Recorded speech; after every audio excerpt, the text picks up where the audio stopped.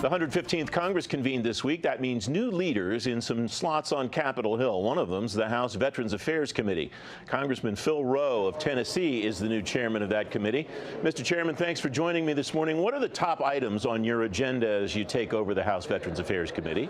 Well, obviously, one of the things we're going to continue, as Chairman Miller did, was oversight and accountability. I think one of the things we found out with the scandals in Arizona, that it was more pervasive than we thought. The Phoenix scandals I'm speaking of 2.5 years ago. We're going to have to reauthorize the Veterans Choice Act this year, and that's going to be one of our priorities. The first couple of months, I helped on the Republican Study Committee. I chaired the committee that rewrote the repeal bill for Obamacare. I'm going to use the same sort of style and technique I did for that. Next couple of months, I'm going to put together, bring the VSOs in, Republicans, Democrats, and say, what do we agree on that we want our VA to look like in 1 year, 3 years, 5 years, 10 years, and then put basically that vision forward in legislative language basically in working with the Trump administration, and then hopefully transform the VA into a 21st century healthcare team that we can be proud of. When you talk about the Choice Act and reauthorizing that, some folks are worried that that means privatizing the VA. Do you see an expansion of the choice program that isn't privatization on the whole for the VHA, or is that one of the goals that you and your colleagues would like to reach? Well, I think the real choice comes, look, we have VA hospitals in the country, 150 plus VA medical centers. Some of them are outstanding. Some of them are not very good, and even by the VA's only measure, I mean, its measure in our state, we had 3 1-star out of 5-star hospitals. We have 4 hospitals in the state. The hospital that's a mile from my front door, Mountain Home VA Medical Center, is a 4-star hospital. It's a very good hospital. We should look at those best practices in those 4- and 5-star hospitals and transplant that to these hospitals that are failing. There's no reason for hospitals of the VA in the same state to be that divergent in the quality of care they provide for veterans. So what I would like to see, and this is a vision that I have, and I haven't discussed it only minimally with the Trump transition team, but I would like to see a veteran have a card that actually did give them a choice with primary care. I had a veteran the other day in a town hall I was having that had 4 primary care doctors in the past year.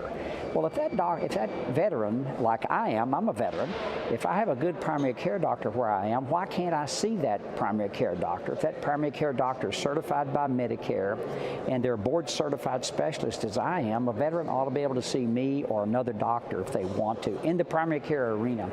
Look, the VA does a lot of things very well, Francis, as you know. I think they do very well on war injuries. I think the treatment of PTSD, the data shows they do a great job.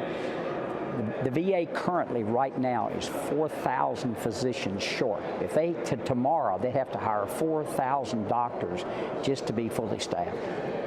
How important is working with private sector providers who can do the things that they can do so that VA can focus on the things that private sector healthcare providers can't do, in your view? You know, I think, Francis, I think a lot of private docs, like I was for 31 years, would love to see veterans. We had, in my original group of 4 doctors and then expanded to 5, all of us were veterans. And we saw veteran patients there from Mountain Home. We're more than happy to do that. And there are literally many doctors across the country who are not veterans who feel like, look, I didn't get to serve my country in the military, but I can do it now by taking care of our nation's heroes. And so I think they're more than willing to step up, but the VA has to do some things also. They have to exchange information back and forth. That data has to flow freely. They also have to pay those providers in a timely fashion. Look, one of the things I laugh about is I don't like the number they wrote on the check from Medicare. In other words, I thought it was lower than it should be, but they pay their bills promptly. I'll give Medicare a shout out on that. The VA ought to be able to do the same thing. I think if we'll do just a few simple things like that, we can vastly improve the VA healthcare system. The House this week, Mr. Mr. Chairman, passed the Ensuring VA Employee Accountability Act, and your office says that it requires all reprimands and admonishments given to VA employees to remain in their files as long as they're employed by the department. Why was that bill necessary in your view, and why is that a good thing? Well, a couple of things. One, I was very proud that our leadership selected 2 veterans bills. I managed those bills on the House floor this week, and I think it was important to the American people to say that's how important veterans issues are. That's the first 2 bills the 115th Congress passed. With those were 2 bills, one that I had and the one you're speaking of. The reason it's important is, let's say a person who has an admonishment or even a reprimand moves from Mountain Home to let's say Pennsylvania, to Philadelphia. And in 3 years, that's gone. The people there don't know there was ever any record of a wrongdoing.